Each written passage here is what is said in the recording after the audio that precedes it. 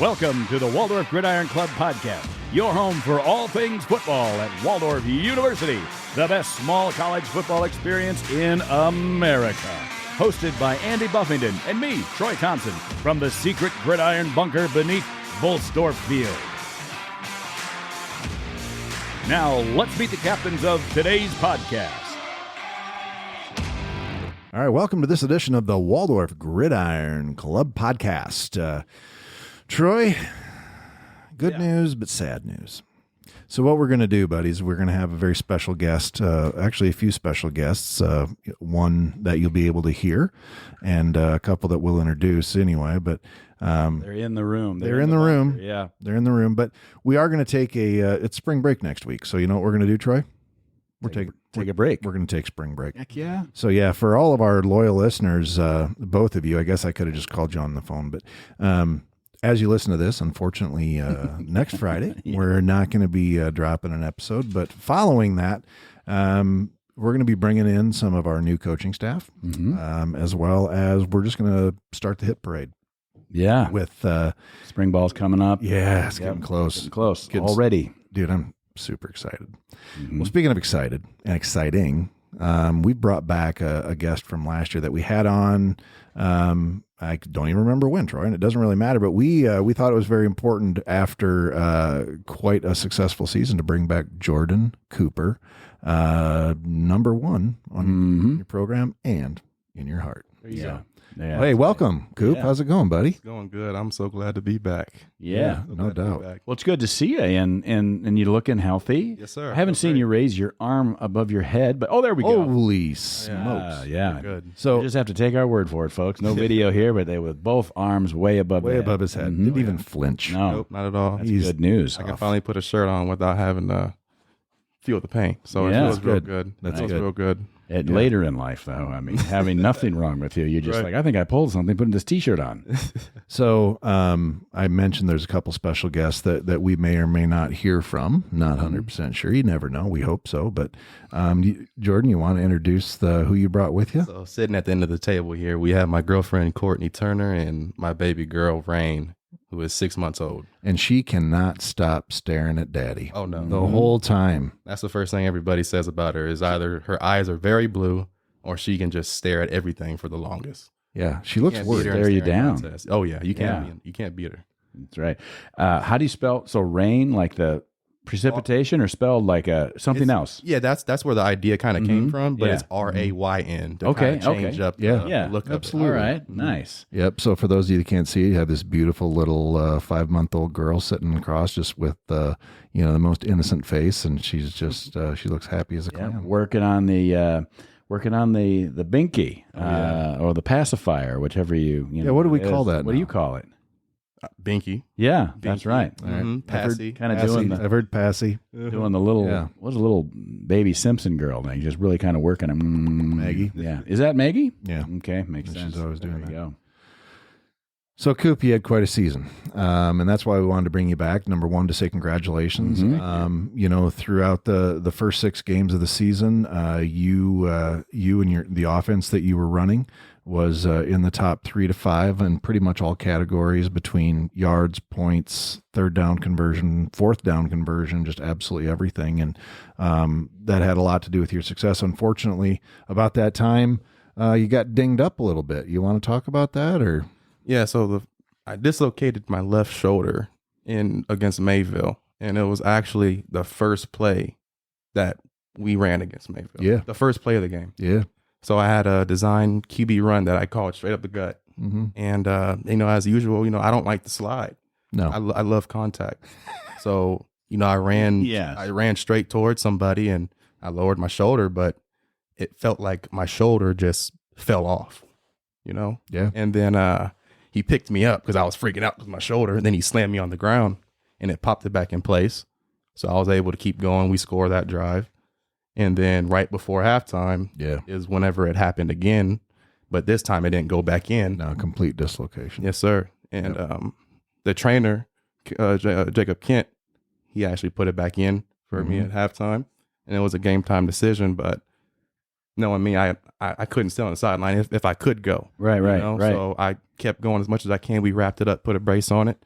played about 2 more games, and then against Iowa Wesleyan it happened again, and this time it was a little bit worse. It just couldn't go back in, so we had to get a doctor to come and find where it was and everything, and then that was kind of it. But it was upsetting, because everything was going really good, So I have vivid recollections of your injury or re-injury or continuing injury, whatever we want to call it, from the Wesleyan game. That's pretty. Obviously, you couldn't see anything, but the amount of pain that you were in before, during the game, but after that contact, yes, sir. There was not too many questions about the level of pain that you were in. Yeah, everybody said they could hear me yelling from a mile away. Yep.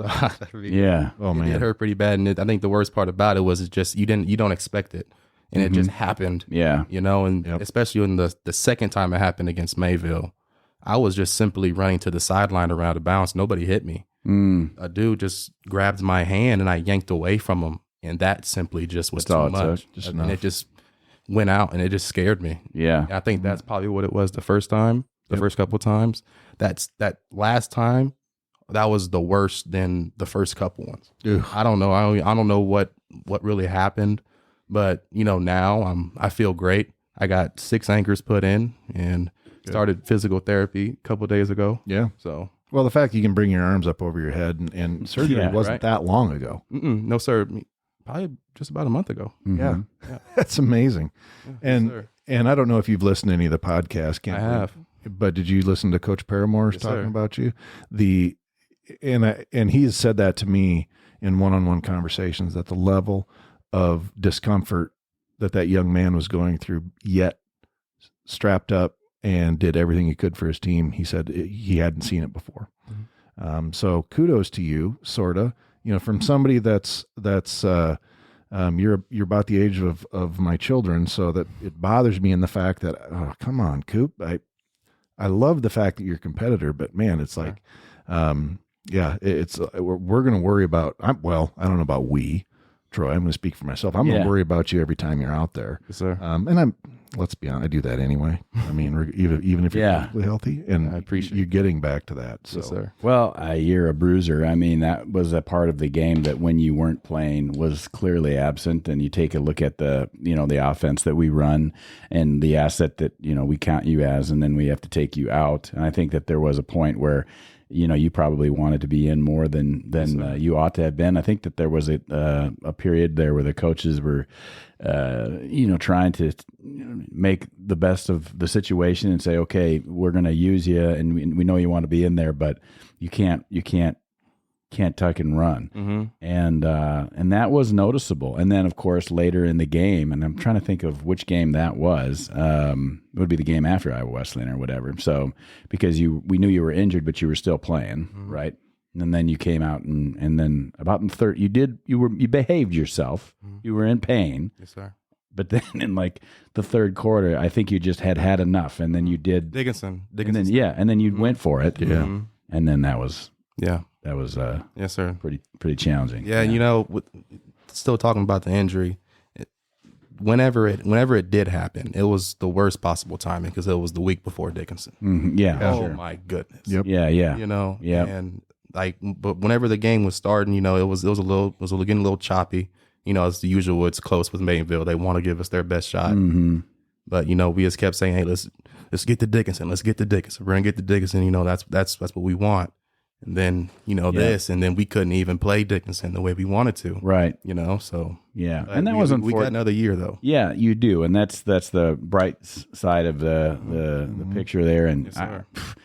Dickinson was the point in the season where things changed. Yes, sir. Obviously, there was things, but you were injured, and that was a part of it. But we had lots of injuries on the team. Not making excuses. Could have beat Dickinson, but they're a tough team. Yeah, they are always. They always be a good team. I mean, we had Cade Kodak. I think he had the same problem. He tore his labrum. Logan Miller. He had surgery the beginning of January. And then, I mean, heck, if we would have had the guys that we had during spring ball before this past season, eligibility wise, grades wise, we would have been even better. It's a great point. It Even takes. better. We've talked about that. Talked about that a little bit with the coaches as well, and making sure that you're physically ready, you're academically ready. Yes, sir. You got to Have be to able be. to play. Otherwise, what are we doing? Yes, sir. Yeah. Yes, sir. So,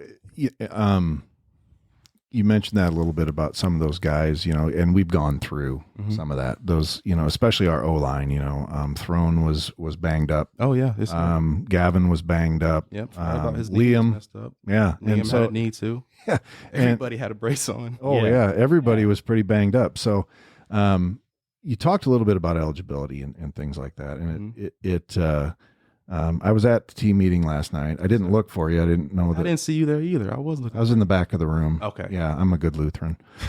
Sit in the back. Oh, pew. sit in the back Yeah. and shut up and Yeah, stare at fill everybody. from the back forward. Judge if I Oh, can. got here late, did you? Go up to the front. Oh yeah, there Yeah. you go. There's spots right up front, Right. and that's the thing is, Coop, you always sit up front. Yes, sir. Yeah, front Yeah. and center. Good job. And I really appreciated Coach Paramore's talk yesterday. Now, I'm not going to compare Will Finley and Chase Paramore, but there are some remarkable differences with what he's doing as far as the program right now. Yes, sir. Not that anything Will did or didn't do was bad, so please don't misunderstand. Yeah, right. But at the same time, Coach Paramore's he's kind of he's tightening screws. Yes, sir.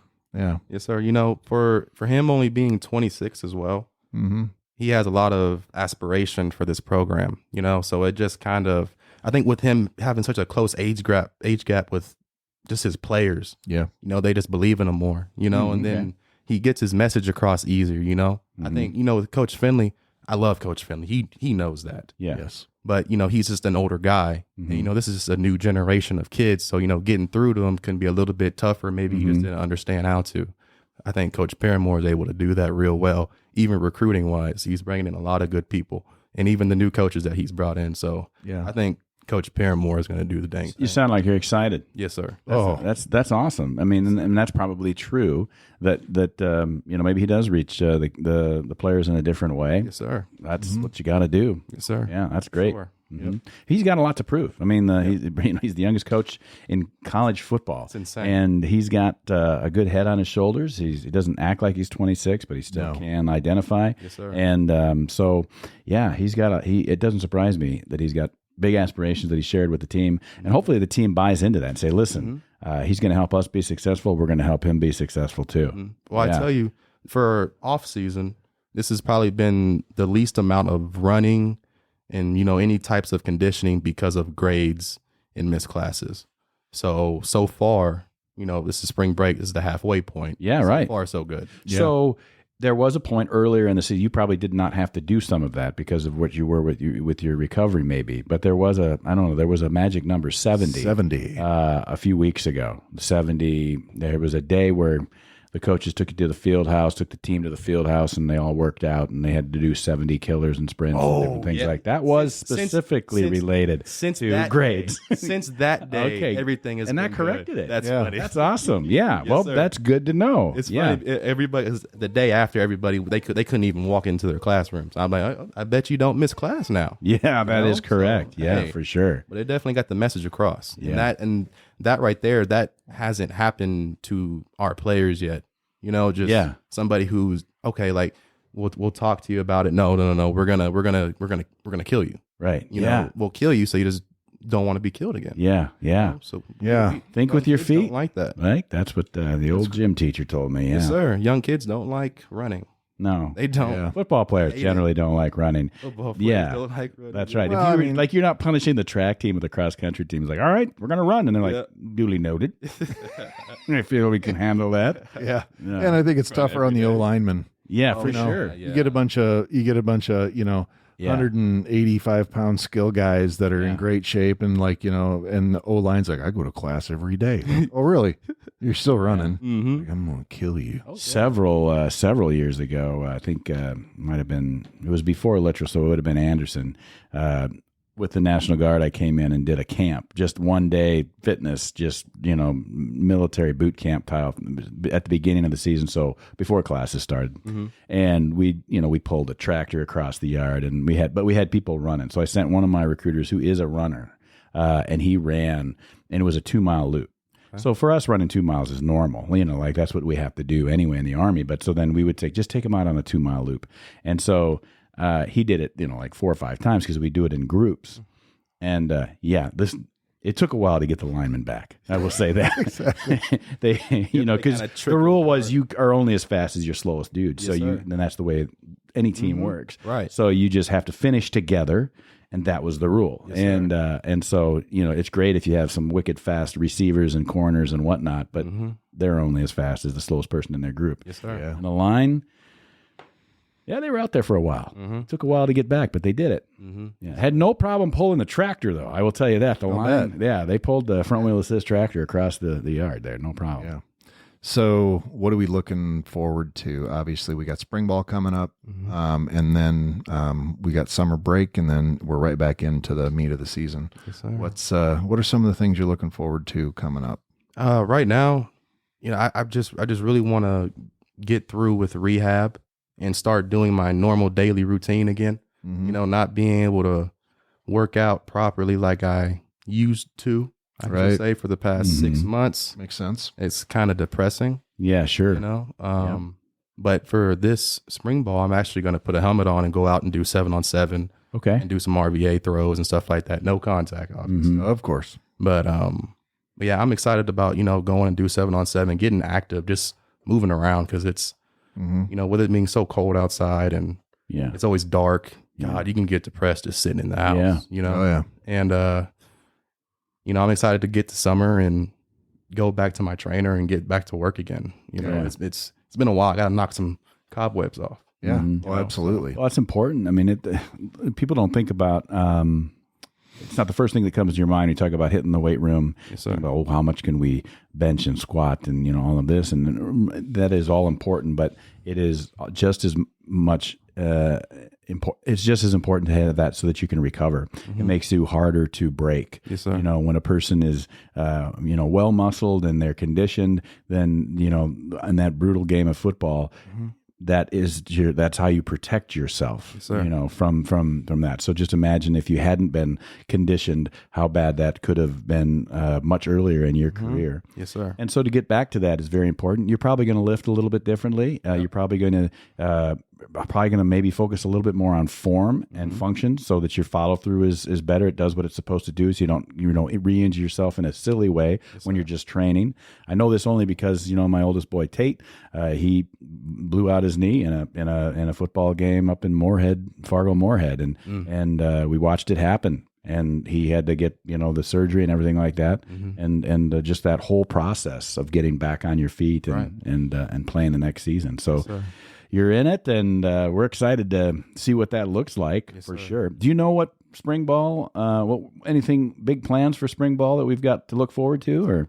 I don't think there's any no big plans. I don't know when our spring game is gonna be.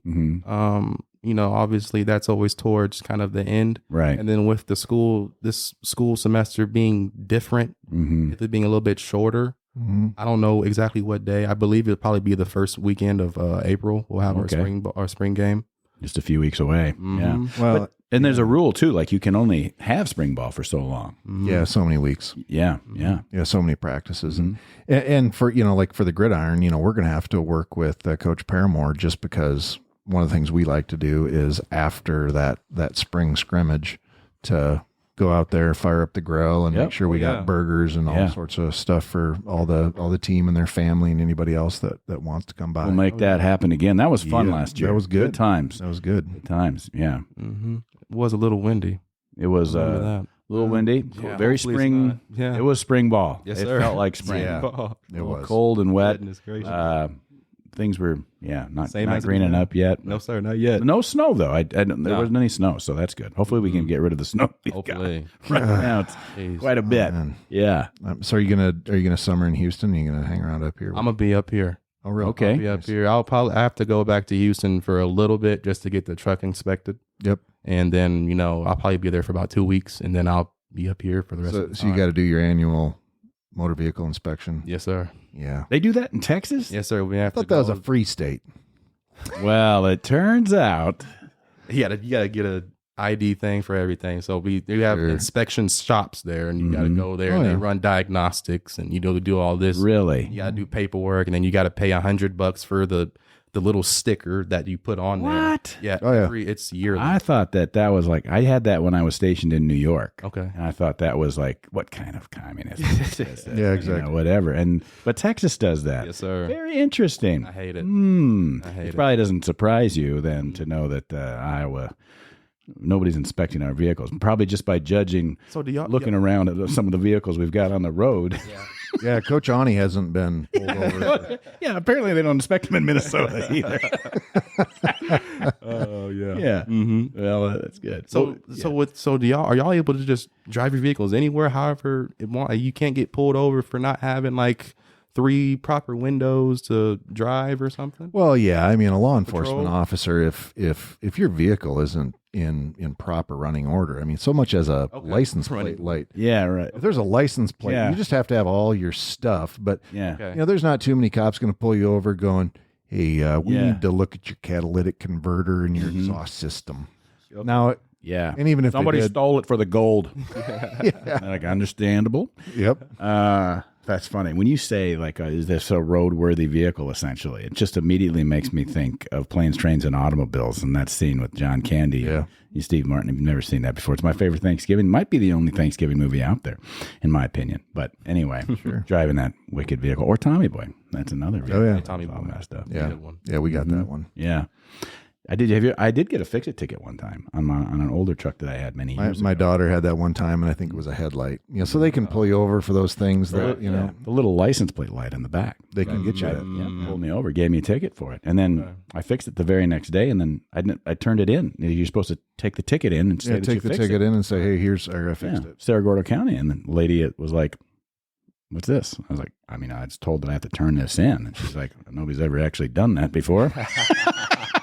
You law-abiding. That's what I was gonna get at. Nobody's done it. Huh? yeah. Yeah. So So, your girlfriend and beautiful daughter stepped out of the room. Tell me about I mean, you've been a dad for almost 6 months now, and Yeah. how's life going, buddy? Man, life changed. yeah, Really? Life changed, but I feel like it was for the good though. Yeah. Because around I guess it was a month after my grandfather passed away, Oh man. and Sorry to hear that. then she came. mm-hmm. So you lose someone, then you gain someone. Okay, Yeah. Yeah. So I don't know. I take the opportunity just to the max as I can all the time. Yeah. I deal with a little bit more stress than the typical college student, Yep. mm-hmm. but I just try I try to ignore it Yeah. and just pretend everything's normal. Mm-hmm. Yeah. I'm a competitive person, Yeah, so I try to compete to be the best father that I can be. there you go. So Yeah, well, that is a challenge. Andy and I both. Well, and all three of us in this dads. room. Yeah, we're all dads. Yeah. But I'll also tell you that, Troy, you were a student when your first child was I born. was a student in Waldorf. I did not know that. Yeah. Jordan, you were a student. Yes, sir. When your first child was born. I was a student at North. I was a non-traditional student. Okay. Yeah. Really? But I was a student. That's a getting good way my to become bachelor's degree. non-traditional. Yeah. Yeah. Yeah, my wife and I went back to school Yeah. after we'd gotten married, and well, she's going to kill me, but we didn't have any money, Yeah. you know, we which is didn't like either. a college student. I don't Yeah. know if you know that, Jordan, Mhm. but we didn't have much for money, and so there wasn't much to do. Mm-hmm. Well, her name's Madeline. She's Uh-huh. a wonderful, wonderful Yeah. daughter, as well as our younger daughter, Isabel. But yeah, so the Yeah. three of us do have something in common. It's So, amazing. Yeah. Yeah, that was a obviously a life-changing experience. Oh, yeah. You know that now, and it was certainly for me as well. And I guess for me at first it was unexpected. It wasn't like we planned that out. But what a series of things that we went through, and the discussions and up and downs that we had, and it didn't get it wasn't always easy, and you're going to hear that a lot. You're just at the beginning of that part of your life, but we did it. We made it, and I tell you what, it's such a blessing to look at I have 4 sons, and look at my oldest boy, and just so proud. And I watched him walk across the stage and graduate from University of Iowa Law School, and watched him play football for 5 years in Division II, and all. I mean, just that's a life that I got to share and be a part of because of something that I wasn't expecting.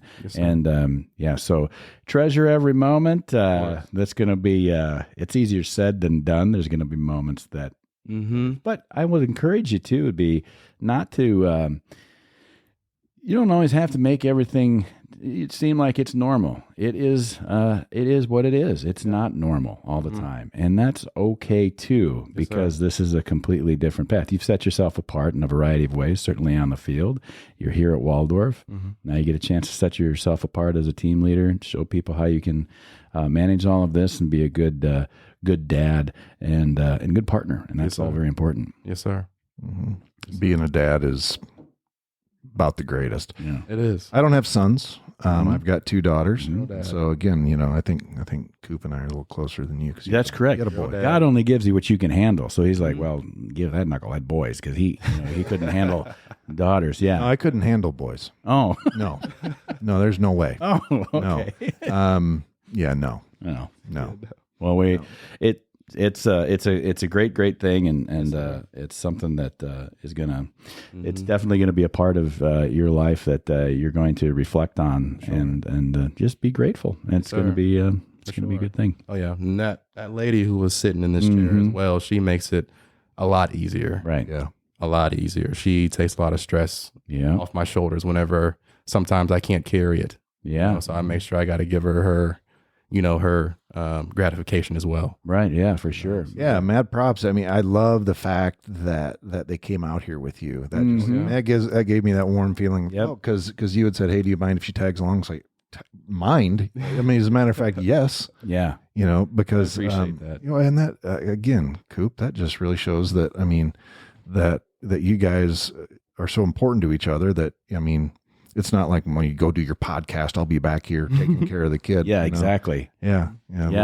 I'll tell you what, it was not in the 90s. It was not it was not particularly easy in the sense that it was a little more conservative probably at Waldorf, and I was the I got elected as a student body president, and then also so I could go to a student senate meeting, and I'm like carrying Tate in a carrier. This is my baby. Because it was we both were students. And so there were some folks that were in the administration at the time, and then on the board that did not appreciate that that situation, but they can pound sand because life's pretty good. No kidding. That's ridiculous. Yeah. So we talked about it your first time on. You're going to be wrapping things up after next fall as far as your academic life. Yes, sir. And you're going to major in sports management. That's right. That's right. Yes, sir. Yeah. Are you hoping for any type of football after?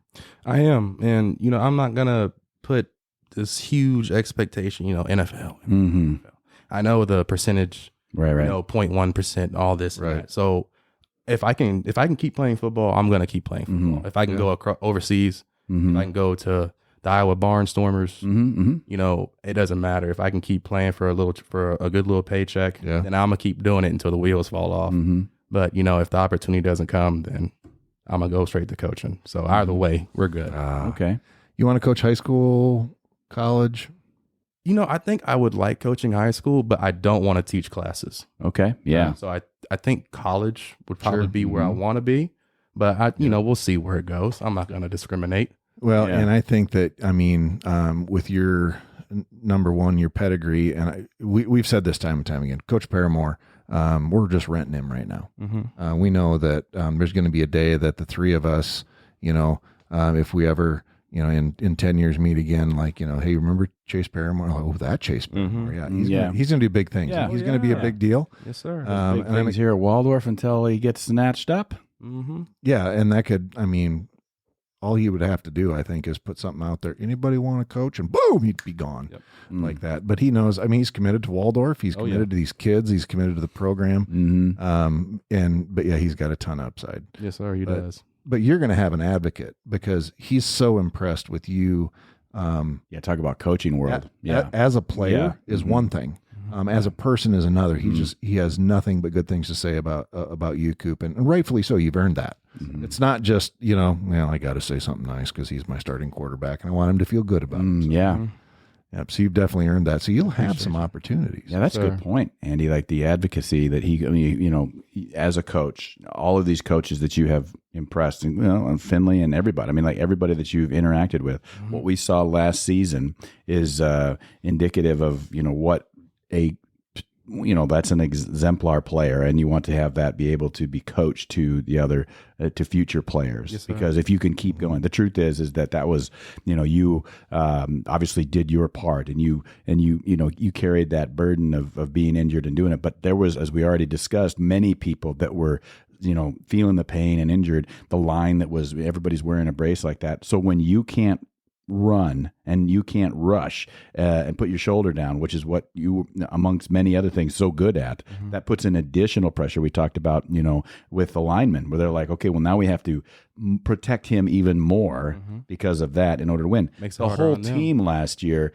was Paramore said it too, like they're not playing like what did he say, like they're playing above the level that probably they should, because you guys were playing so well and working so hard.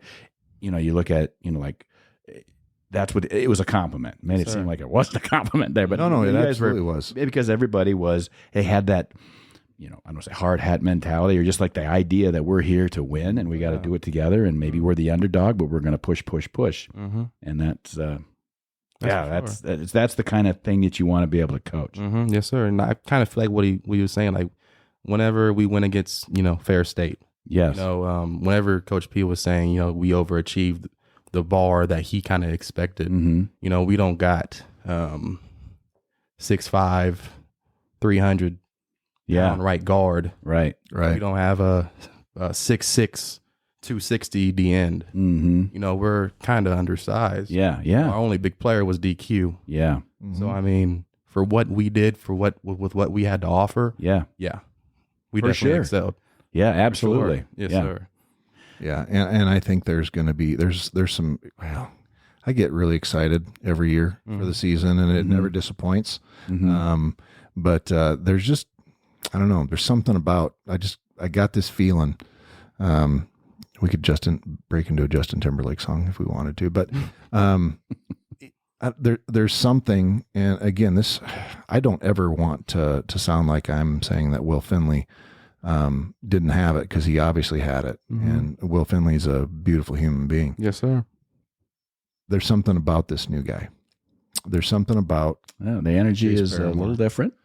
That's good. And I was optimistic. And then last night, after I left the team meeting room, it was like that.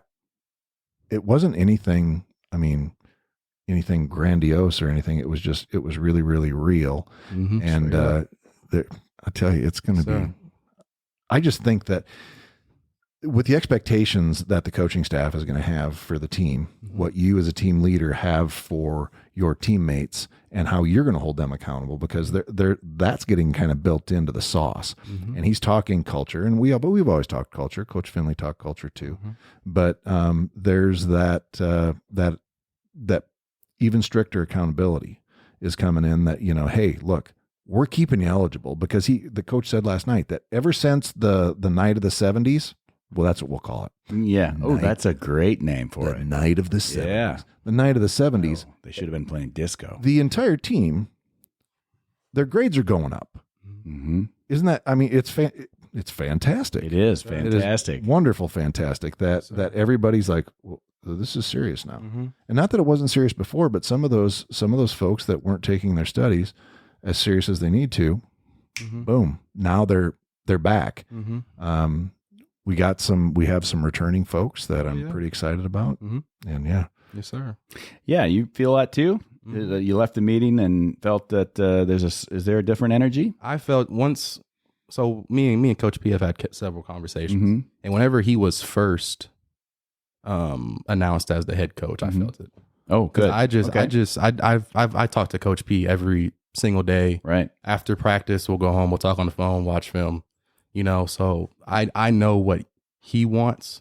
And whenever I heard his name for the head coach, I was already juiced up. Did you know beforehand, or was it a surprise like it was for everybody else? It was a surprise. So how much did you want to puke on the carpet when Will Finley stood up there and said, hey guys, I've accepted another job, blah, blah, blah? I tell you, that was the last thing that I was expecting whenever I walked into the meeting room. I couldn't keep my jaw in my mouth. I was like, what? And I mean, because, before that happened, before we left for winter break, he told us that he wasn't exploring other options. Right. But I understand that in the coaching world, it's about exploring. So I have no hard feelings towards Coach Finley at all. I love him. He's helped me. And, I had this baby under his on his team. Yeah. He really gave me a lot of leeway to be with her. I was able to, it was a Simpson college when we played Simpson at D3 school. I didn't practice that whole week because my baby was born that week. Right. But I came back and played the game though. Yeah, you did. And he allowed me to do what I needed to do. And I really thank him for that. You kind of gave Simpson a beat down. So maybe we'll just hey, show up on Saturdays, Coop. Yeah, right. Just watch film all week and show up on Saturdays. Do your thing. Yeah, that's all I did. Just watch film. What's Coach P got planned this week? Yeah. How does so what's the interaction like? You have a quarterback group, and so you're the guy. So how do you interact with the other QBs? What is everybody's role? What's the vibe? What's that like? It's funny for me now because now I'm in the position of being the older guy on the team. So I'm just completely older than everybody. So whenever I was younger and I was in the QB room, I looked at everybody as competition. Yeah. I'll be cool with you. You're my teammate. Right. But, now that I'm older and now that I'm a dad, I kind of look at them. I kind of look at them like a young puppy. Yeah. They're going to be the ones to keep playing when I'm mature gone. quickly when life comes at you. Yes, sir. Yeah, for sure. Yeah. For sure. So when I'm in the QB room, we haven't had much QB meetings, but I've talked to all the quarterbacks. And I just try to make sure, whenever I am interacting with them, it's just positive encouragement or just talking to them and, getting to know them personally. Or if it's, anything at all. Right. I just try to be their friends, I don't want no competition in the QB room because at the end of the day, only one of us can play. Right. Unfortunately, I'm that senior. Of course, I'm going to play the senior year, but whoever is ready next year, they got to step up and they got to be ready when that time comes. Well, and they got to be ready. They do have to be ready now. And I would say, now, because this shoulder could mess up again. Yeah, say that. Yeah, well, that's correct. But what I'm saying is there is a difference. I just wondered, there's a difference between what your level of play is and then the next one underneath you or the next two. And so that is so how that's an addressable subject. You're going to be a coach someday, and now you're in that position. You've been a leader for a while. You're very good quarterback for the Warriors, doing great things. And then look, nobody wants an injury to happen, but last year it did, and that was, I guess, kind of the basis of my question. So, you cannot have and this is not a dig on any of our QB 2, 3, 4, whatever it happens to be, but there is a difference in where they're at, and that has to be a lot closer, particularly this year, because then when you leave, we got to be ready to roll. So how do you facilitate that? There's a QB coach, but there's that's kind of your role too. Yes, sir. So for whoever's our second string quarterback, and they seem to go back and forth a little bit. Yeah, it does. It always it changes, and throughout the week of practice, I feel like they're all number two. Like they all can have a shot. That next play, it could be you in there. If I go down. Whenever we're practicing, TJ Owens was our backup quarterback last year, and at the beginning of fall camp, he was always kind of far off into the new guy. He doesn't know anybody, but he's a quarterback and he's planned to be QB2. So I got interacted with him, became really good friends with him. Okay. And I made sure and told him, because he was getting upset that he didn't understand the plays. He didn't know this and that. I was like, look, every single practice, just stand behind me, and take this snap as if you're taking a snap. So that way, I mean, there's no surprise. Right. So, I mean, I want my guy behind my back to see what I see. Right. So Yeah, and TJ decided to move on after semester. It sounded like, and that's, I believe so. and that's too bad. TJ was he was a good athlete, good quarterback, and he was okay. So QB2, we put TJ in there. He's banged up pretty bad. Yeah, he was hurt too. Yeah. So and then of course, Luke Johnson graduated. Sam Christensen's back. Carter Bruckoff is back.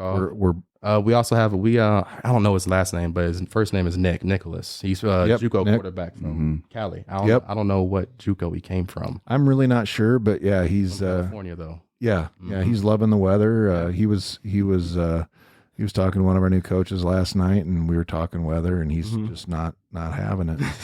Doesn't like it, huh? Yeah, he said it's cold. Yeah. Well, I mean, this is And not. I've never seen him without. It actually isn't that cold. No, right now it's It feels nice. good. Yeah, It feels good today. Come on, man. Jeez. Yeah, Right. we're bringing in a couple quarterbacks. We got a kid from JWP. Carson is coming down to as a freshman. So it's like I said, I think we're going to have quite a stable. Oh yeah, Yeah. we're gonna have some young guns ready to go. And there is movement. You talk about TJ there and all that. So as the senior quarterback, you're looking at, it's not just your playability, your skill on the field. It's also your attitude, because I mean, if TJ's moved on to whatever, but there is a difference there too. What your attitude and with the team attitude was, it was different. And then even though that was his, one season with us, that's important quarterbacks have got to be the point guy on, everything. And so the attitude has to be phenomenal. And that's something that you do a great job of. You've got some great teammates that do a good job of keeping everybody's chin up on the sideline and obviously in the game. Yes, sir. That cannot be broken, because if it is, you will lose. Yes, sir. As soon as a team shows the stress of frustration, bad calls, missed blocks, frustrating situations, fumbles, mistakes, whatever it happens to be, that's just part of the game. Yes, sir. But the first team to crumble under the pressure gets rolled. That's how it always It's is. very hard to recover from that. It doesn't It matter can, how talented you are. but boy, it takes a lot to recover from that. Yeah. Yes, sir. And Coop, I think the expectation is that you're the coach on the field. Yes, sir. Number one, you got the experience, you've got the talent, but and that's what I kind of equate that, where it's going to be as much your job this year to lead our offense as it is to bring those people learning the game underneath you to that level. You think about let's talk about the Green Bay Packers. Their last two two quarterbacks. You have Brett Favre, who was just crazy phenomenal, could do anything. And then he brings up when they drafted Aaron Rodgers. It's like, this kid, he's from Cal. He's got a ton of upside. This guy's a great quarterback, but it's like that was the role of, hey, Brett, you need to make sure this guy's our next QB, because you're going to go play for Minnesota and lose the NFC Championship. Yeah, in 2009. That wasn't their plan, but that was his plan, because he played Vikings played Packers twice. But if you ask, but he's Hall of Fame Brett Favre from the Green Bay Packers. So I equate that with what I'm sure Coach Paramore is going to have your role. Like, bring these guys up. You're going to have to drag them along. Yes, he can coach them, but to quote Paramore, at the end of the day, he's going to expect you to coach those guys as much or even more than he would be able to. The legacy, the Warrior way, something that I know that Paramore, we've talked about with him about that. The coaching staff now is on this, the way of the Warrior. This is a legacy that exceeds and sustains itself beyond whoever is coaching. The changes in coaching occur. We understand that. It's part of the game. The changes in players, people come and they go, they graduate, they whatever. And so the way of the Warrior, that mentality, that faithfulness to whatever that is, that attitude, that is something that can be built, created, solidified, and sustained for a long, long, long time. Yes, but that is players that have to maintain that, because otherwise it's just, something that you print on a T-shirt and it doesn't mean anything. It's got to be propaganda. Yeah, exactly. Mm-hmm. Yeah. Well, and I at the meeting last night, I took a screenshot of that first little snippet that and Coach Paramore had Way of the Warrior. Mm-hmm. And then we know that he preaches A plus E equals P. Mm-hmm. The attitude, you bring in a good attitude, you give maximum effort, you're gonna provide, you're gonna produce results. Yeah. But he also and then he also says apathy and entitlement is problems. So A plus E equals P can be both ways. And so his Way of the Warrior, this isn't necessarily a definition, but what he put up there for the team is ownership begins by owning your choices, by taking responsibility for your own life, and by making decisions to stop blaming others and finding someone else at fault. There you go. Yeah. So and he's big onto that. And I think the team's buying into it, that, if you miss class, there ain't anybody else out there that made you miss that class. You chose to not go to that class. Yes, sir. And it's not, well, my professor's a jerk. Did you go to class? Yeah. I mean, because Besides the point. Right. Yeah. exactly right. For sure. Well, that is exactly right. You're doing a great job exemplifying that type of attitude of, look, life's coming at you hard, and there's different things that are, facing you. You're handling it like a man, and you're doing the right thing for the team, doing the right thing for your new family, and all of this other stuff. So that's just fantastic. Yes, sir. Very, very good. And it's nothing but good stuff can come from all of that, for sure. Yes, sir. Now the younger players, they can call you dad, and you're just like, I know, yeah, Yeah, that, and then being in the locker room sometimes, Yeah. they're like, I'm so tired. I was like, oh, are you? It's like, oh, well, you tired, aren't you? I bet you're tired. You don't know what tired is yet. Yeah, man. that's right. I got a 5-month-old that woke me up at 4 a.m. because she had to go. She wanted to have something to eat. I had to stand up and walk around with her or something. Yeah. I got 2 hours of sleep last night because I was sleepwalking holding the baby. Yeah. So- Yes, yeah, Jesus, but that's right. That's so it's great. Joy, it's joy though. Yeah. I really I love my life, man. Yeah. Like you just said. I mean, all you can do is respond. Yeah, You can That's right. you can sit in a room, you can pout. What's that gonna get you? Nothing. No. You ain't gonna go Yeah. forward. Misery. So just keep going. Yeah, so the injury, same attitude. It's being repaired. You're getting bigger, faster, stronger. You got to recover, and same thing. You get smarter as a quarterback. You got lots of seasons under your belt, and you got a lot of things that I'm looking forward to seeing on the field again this fall. Spring ball first, so we'll get to that in less than a month now, and that'll be fun too. Yes, sir. Yeah. Really looking forward to everything that you're going to put out there. Again, we talked at the beginning of the podcast that that first 6 weeks of the season, you didn't have to look too far down the offensive statistics to see where Jordan Cooper and the Waldorf Warriors were at as far as the output. And again, that's not 100% on Coop. That's our O-line, that's our skill positions, but but at the same time, you're running that offense, and so it's yours. That to do that with, and we have a high expectation and a hope, and hope is whatever, but we have a high expectation of you and from you because what we've seen in the past. Now that doesn't mean that if it doesn't come to fruition, then it's like, well, that's Jordan Cooper. No, we're still going to love you regardless, man. Yes, sir. When you have so on a technical, no, not a technical question, but last year, last season, one of the things that happened was that Sam Huntley achieved a record with over 2,000 yards. 2,000 yards. That's I don't know what game it was.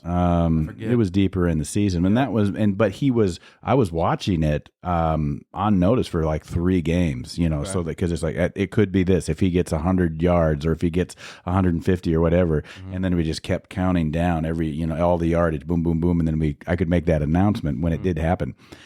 So my question is like when something like that has happened, were you guys talking about that? Were you guys saying like, let's get Sam? Does that adjust the play calling whatsoever to your knowledge? No, sir. Because it seemed, I mean, it didn't seem like that. It didn't seem like there was an effort like, well, like he's only like, 28 yards away from achieving it. And they're like, no, we're not going to throw it that way at all today, And so I tell you, Sam, I love Sam. That's my boy. He knows it. Yeah.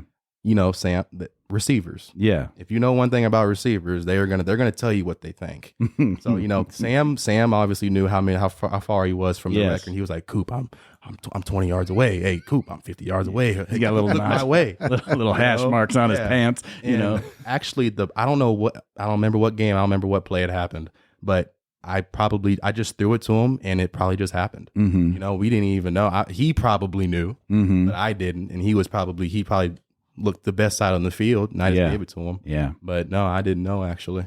How many options do you have? This is not giving away hopefully any secrets or anything like that. But when you do have a pass play, how many options typically are you availed? Like, you got always, is it always 1, 2? Is it 3 looks? What do you have?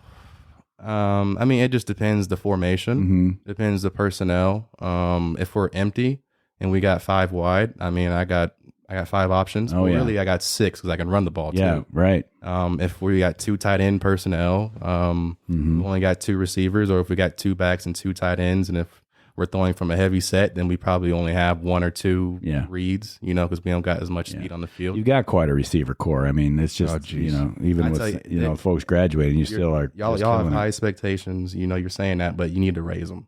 Because I love that. Because it's too low. If everybody is doing what they're supposed to do, we are going to have a hell of a season. Nice. I like that. And we would have had a great season last year as well if we had everybody from the start of it. Yes. It started off good, but it could have been great. Yeah. And this year now, and we still haven't, Coach P still has to recruit, over the summer and still bring in guys for fall camp. So we're still not done bringing guys in. Yeah.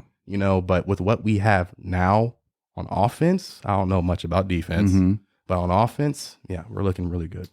Yeah, so you have we have now higher expectations, which is that's awesome to hear. Yes, Well. Do you think that part of that? My observation is, we have a new offensive coordinator last year who's now the head coach. So this is actually the second year now of that system. Yep. The first year is in that transition. Always challenging. We were super excited about that. We were talking about the new offense and Paramore and all that stuff leading up to the season.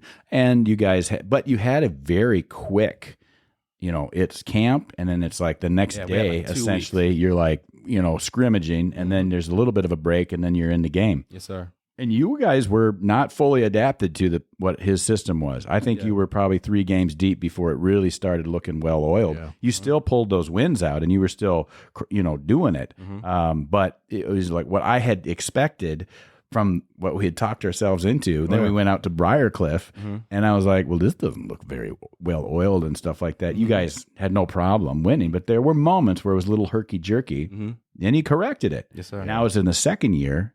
Is that a big part of it too? You just everybody's like, okay, we get it now. Now we're on, and also have seen the results of what it can do. Yes, sir. Everybody's going to be comfortable, and then also another fun fact: I haven't been in an offensive system for 2 years. I've always been in it for 1 year, so I've learned a new offensive system every single year of my college career.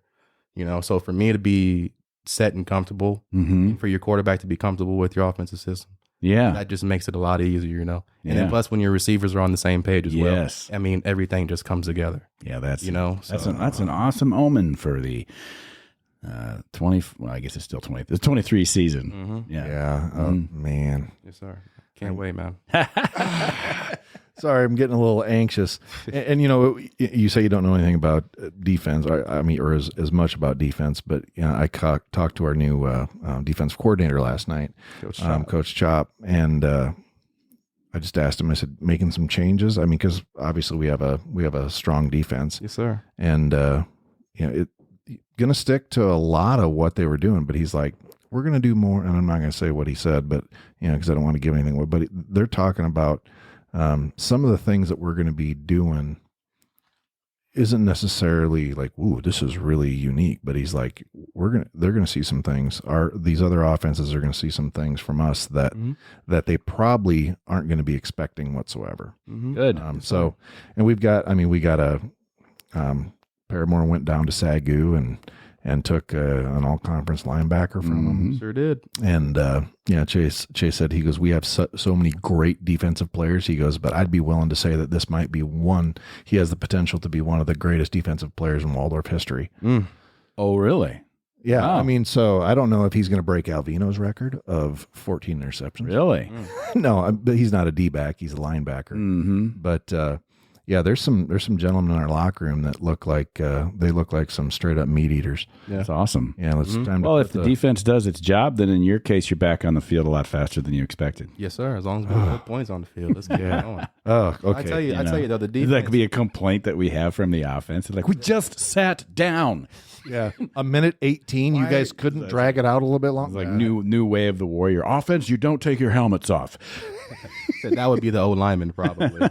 Yeah, I'm tired, coach. Already? Yeah, exactly. Go out and run 2 miles, guys. Yeah, that's right. Hey, I can come in there. We'll pull a tractor, then we'll run 2 miles. Yeah, for sure. I tell you what, though, the defense is real excited as well. I obviously talked to everybody on the defense, and I talked to Kaysen a lot, and he's very excited for all the formations, the sets, the personnel, everything that Coach Chop is bringing. He loves it. So I know if Kaysen's excited, Kaysen doesn't get excited. Kaysen doesn't really show emotion. No. If he's showing emotion, he's getting excited.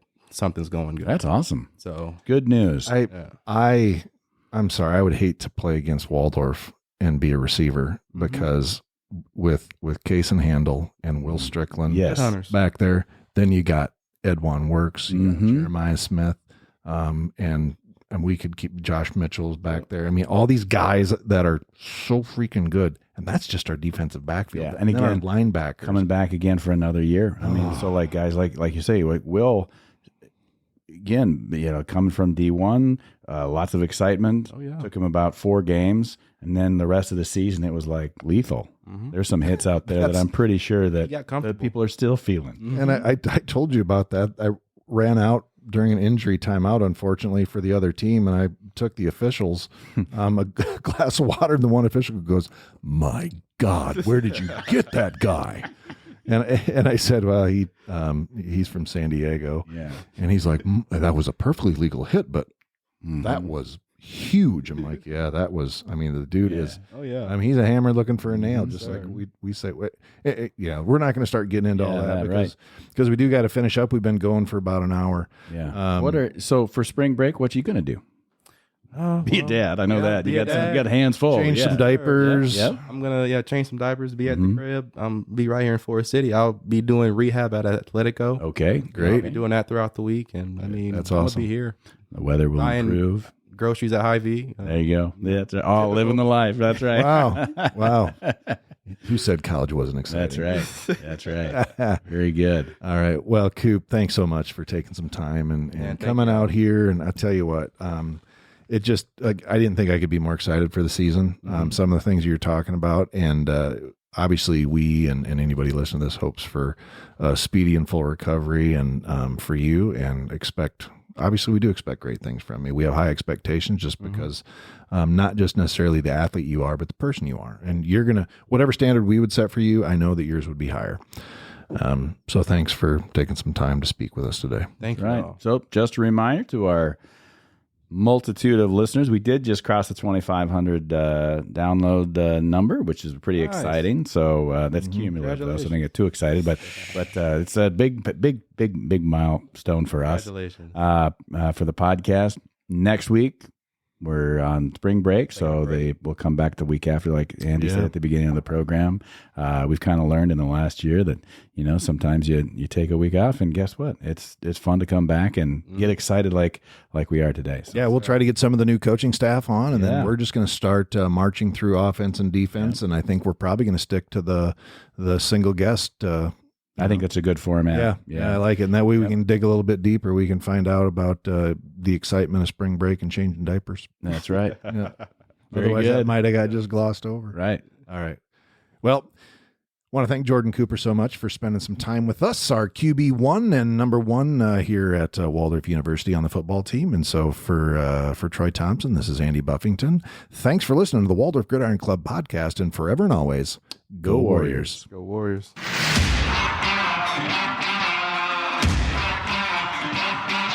You can join the Waldorf Gridiron Club today by sending a check to the Waldorf Gridiron Club, P.O. Box 125, Forest City, Iowa, 50436. Or message us by visiting and like our Facebook page, Waldorf Gridiron Club, or email us at waldorfgridironclub@gmail.com. Or it's as easy as clicking on the Support the Show link on your phone. Become a patron of the Gridiron Club by choosing to support the program monthly. $100 is the Black membership at $9 a month. The $250 level is Purple at $25 a month. $500 is the Warrior membership at $45 a month. The All-Conference level is $750 or $65 a month. $1,000 is the All-American membership at $85 a month. The Champion level is $125 a month, and that's $1,500 a year. $2,500 is the Hall of Fame membership.